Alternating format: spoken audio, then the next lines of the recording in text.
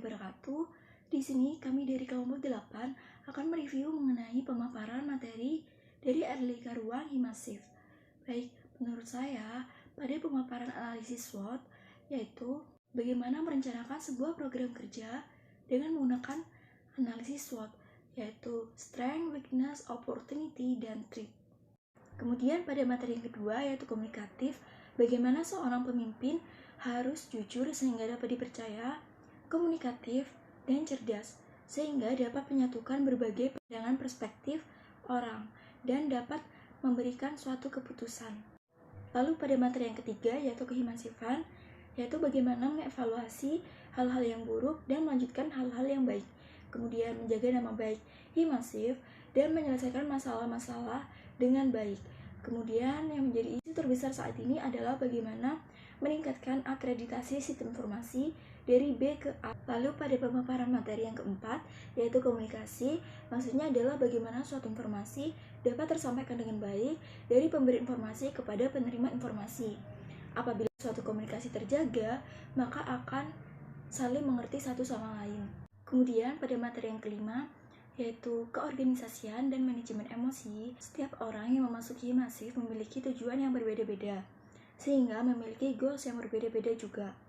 Pada faktor-faktor pendukung motivasi, yaitu semakin tinggi ekspektasi seseorang, maka akan semakin tinggi value-nya, maka akan semakin tinggi motivasinya juga. Kemudian kita harus mengurangi penundaan dan impulsif. Pada LDK yang dilakukan, terdapat 5 materi yang disampaikan, yaitu pertama mengenai cara pengembangan organisasi dan gratisan. Di sini saya mendapatkan rencana pengembangan organisasi menggunakan analisis SWOT yang nantinya akan dihasilkan sebuah strategi sesuai dengan hasil analisis tersebut. Yang kedua yaitu mengenai kepemimpinan. Di sini saya mendapatkan gambaran bagaimana seorang pemimpin yang ideal dan pemimpin yang dapat dijadikan teladan bagi anggota-anggotanya. Yang ketiga itu materi mengenai komunikasi. Di sini selama pandemi itu penting banget melakukan komunikasi dengan pengurus maupun dengan anggota agar silaturahmi tetap terjaga. Yang keempat yaitu materi mengenai kehimasifan. Sebagai pengurus kita di sini harus menjalin hubungan baik dengan pengurus dan anggota dari prodi sistem informasi dan menjadi teladan serta dapat menentukan langkah apa yang akan kita lakukan yang sesuai dengan tujuan dari himasif itu sendiri. Selain itu kita harus berkontribusi untuk meningkatkan kualitas sumber daya prodi sistem informasi. Yang kelima yaitu materi mengenai keorganisasian dan problem solving. Di sini saya memahami bahwa sebagai seorang pengurus dalam sebuah organisasi itu haruslah memiliki profesionalitas dan tetap mengatur dan menjaga emosi kita. Segala yang kita lakukan harus tetap seimbang dan memanfaatkan peluang serta kesempatan yang ada dan juga melakukan yang terbaik untuk organisasi. Terima kasih. Baik, di sini saya akan mereview materi LDK. Materi yang pertama yaitu tentang rencana pengembangan organisasi dan grand design. Pengembangan organisasi di sini menggunakan analisis SWOT.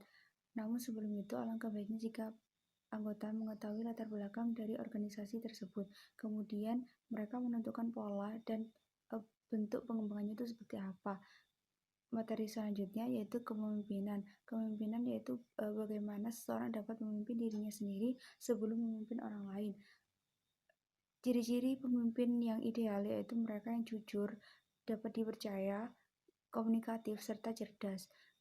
Kemudian materi selanjutnya yaitu komunikasi. Komunikasi di sini sangatlah penting. Namun dalam berorganisasi komunikasi harus mengenal batasan, yaitu mana komunikasi yang formal dan mana komunikasi yang non formal. Kemudian materi selanjutnya yaitu kehimasifan. Himasif sendiri didirikan pada tanggal 23 Agustus 2009 dan diketuai oleh Muhammad Fajrul Falah. Kemudian materi selanjutnya yaitu tentang keorganisasian dan manajemen emosi. Manajemen emosi dalam organisasi itu sangat penting supaya anggotanya itu tidak memiliki emosi yang meledak-meledak. Kemudian dan yang paling penting adalah lakukan tugasmu, selesaikan tugasmu secepatnya dan jangan menunda-nunda. Sekian, Assalamualaikum warahmatullahi wabarakatuh. Materi pertama yaitu pengembangan organisasi menggunakan analisis SWOT. Berobjekkan organisasi kita harus memiliki goals Dalam berorganisasi, kita harus mengetahui latar belakang dan juga pencapaian organisasi, yaitu dengan cara kita menganalisis kondisi lingkungan dengan SWOT. SWOT sendiri dipengaruhi oleh dua hal, yaitu eksternal dan juga internal. Materi kedua, kepemimpinan. Kepemimpinan merupakan seni untuk mempengaruhi diri atau kelompok untuk mencapai sebuah tujuan. Pemimpin yang ideal adalah pemimpin yang jujur, dapat dipercaya, komunikatif, dan juga cerdas. Materi ketiga, komunikasi. Komunikasi merupakan interaksi antara dua orang atau lebih. Komunikasi bertujuan agar kita mudah melakukan sosialisasi kepada orang lain. Jika kita ingin menyampaikan sesuatu, alangkah baiknya tidak kita tahan agar sosialisasi kita dengan orang lain juga berjalan dengan lancar. Materi keempat, kehimasifan. Himasif merupakan organisasi tertua di Fasilkom. Oleh sebab itu, sepatutnya kita menjadi tauladan dan juga kita sebagai anggota Himasif memakai seragam Himasif. Kita harus menjaga nama baik Himasif agar orang tetap berpandangan baik kepada Himasif. Materi kelima, keorganisasian dan juga problem solving. Tujuan orang masuk Himasif memiliki goals yang berbeda dan juga sudah sepatutnya kita memperjuangkan tujuan kita. Kebahagiaan bukan berarti dilihat dari kita telah mencapai tujuan yang kita inginkan, tetapi kita melihat kepada proses yang kita lakukan untuk mencapai tujuan tersebut. Dalam RDK Ruang tadi, terdapat 5 materi yang disampaikan. Yang pertama yaitu rencana pengembangan organisasi atau RPO. Yang harus dilakukan adalah merencanakan sebuah program dengan menggunakan analisis SWOT yang harus memperhatikan faktor internal dan eksternal. Terus materi yang kedua yaitu mengenai kepemimpinan yang dijelaskan oleh Mas Eldi. Nah, kepemimpinan itu berasal dari diri sendiri. Terdapat sifat ideal yang harus dimiliki oleh seorang pemimpin, yaitu jujur, dapat dipercaya, cerdas, dan komunikatif. Lalu materi yang ketiga yaitu mengenai komunikasi yang dijelaskan oleh Mas Broto. Nah, komunikasi ini merupakan interaksi dua orang atau lebih. Komunikasi itu bisa dikatakan baik apabila pesan yang disampaikan dapat diterima dengan baik oleh orang lain atau lawan bicara. Lalu materi yang keempat ini mengenai kehimasifan. Berbicara tentang kehimasifan itu merupakan segala sesuatu yang berkaitan dengan himasif. Himasif ini merupakan suatu organisasi tertua yang berada di Fakultas Ilmu Komputer Universitas Jember. Tugas yang sedang dikejar oleh himasif saat ini yaitu menjadikan akreditasi program studi sistem informasi dari B menjadi ke A. Nah, yang terakhir yaitu materi mengenai keorganisasian dan problem solving. Keorganisasian adalah suatu hal yang menuntut kita untuk balance dalam dua hal, yaitu profesional yang menginginkan ketegasan atau emosional sosial. Kita bisa menjadi orang yang gampang menerima apabila kita bisa mengatur opini kita terhadap suatu hal. Yang saya dapatkan dari LDK Ruang yaitu satu, rencana pengembangan organisasi. Mengembangkan suatu organisasi perlu adanya perencanaan. Perencanaan ini dibangun dengan menggunakan suatu analisis. Contohnya saja yaitu analisis SWOT.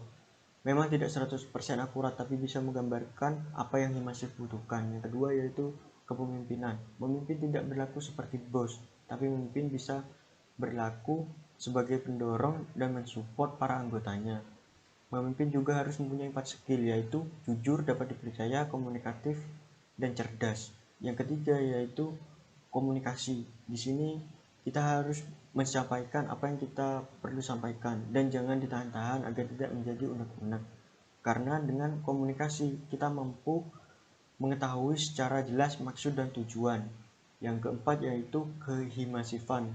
Di sini jika pada periode sebelumnya proker tidak maksimal atau belum terlaksana, pada periode ini jangan sampai dihapus, tetapi kita harus memperbaiki dan harus mengoptimalkan. Yang kelima yaitu manajemen emosi dan keorganisasian. Emosi negatif ini muncul karena mindset atau cara berpikir kita. Jika mindset atau cara berpikir kita dirubah, positive thinking, kita mampu lebih bahagia. Dan jangan menganggap bahwa pekerjaan orang lain lebih mudah atau tidak penting, karena sejatinya kita mempunyai peran masing-masing.